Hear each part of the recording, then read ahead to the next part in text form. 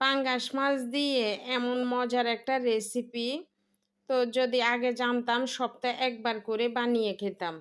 যারা পাঙ্গাস মাছ খেতে পছন্দ করেন না, তারা একবার হলে এই পাঙ্গাস মাছ দিয়ে রেসিপিটা একবার হলো ট্রাই করবেন। তো আমি প্রথমে ৩ পিস পাঙ্গাস মাছ নিয়েছি। নিয়ে এখানে হলুদের গুঁড়ো দিয়ে দিলাম, পরিমাণ মতো পানি দিয়ে দিছি। তারপর বাসায় লেবু নাই, লেবু পাতা দিয়ে দিলাম। দিয়ে এটা ভালো করে সিদ্ধ করে নিয়েছি। সিদ্ধ করে নেওয়ার পরে এখন এখানে আমি কাঁচামরিচ, ধনেপাতা, পেঁয়াজ কুচি, তো এখন ম্যাজিক মসলা, হলুদের গুঁড়ো, মরিচের গুঁড়ো, স্বাদমতো লবণ, তারপরে কাবাবের মসলা সবকিছু দিয়ে হাত দিয়ে আমি এখন ম্যাশ করে নিব। তো দেখতে পাচ্ছেন আমি হাত দিয়ে ভালো করে এটা ম্যাশ করে নিচ্ছি। এখন পরিমাণ মতো একটু চালের গুঁড়ো দিয়ে দিলাম।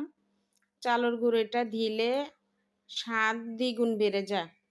২ চা চামচ কর্নফ্লাওয়ার দিয়ে দিচ্ছি। এখানে সিদ্ধ করা মাছটা ভালো করে কাটা ঝারিয়ে নিয়েছি। এখন মাছটা দিয়ে দিলাম। দিয়ে হাত দিয়ে ভালো মতো আবার ম্যাশ করে নিচ্ছি। মজাদার একটা রেসিপি, খেতে অনেক মজা হয়েছে। এখন হাত দিয়ে আমি গোল গোল করে একটা সাইজ করে নিচ্ছি। সবগুলো আমি এক এক করে সাইজ করে নিব।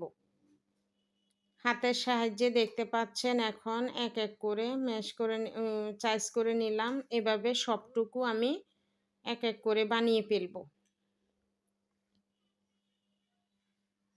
আপনারাও ঘরে বসে এরকম ফ্রিজে যে জমানো মাছ থাকে, অনেক দিন হয়েছে, যে কোনো মাছ দিয়ে করা যায় এভাবে। এখন সবটুকু বানানি হয়ে গেছে। এখন তেলের মধ্যে ভাজি করে নিব। তো কড়াইতে পরিমাণ মতো তেল দিয়ে দিলাম। তেল দিয়ে এখন এক এক করে সবটুকু দিয়ে আমি ভাজি করে নিব।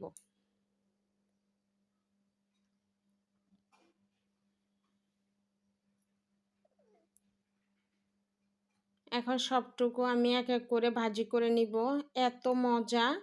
আপনারা টমেটো সস দিয়েও খেতে পারেন, ভাতের সাথেও খেতে পারেন, কোনো সমস্যা নাই, সব দিয়ে খেতে পারেন। তো আমি এখন উল্টিয়ে পাল্টিয়ে দিলাম, কিছুক্ষণ পর পর উল্টিয়ে পাল্টিয়ে দিলাম। এখন হয়ে গেল। এখন এটা আমি এক এক করে উঠিয়ে ফেললাম।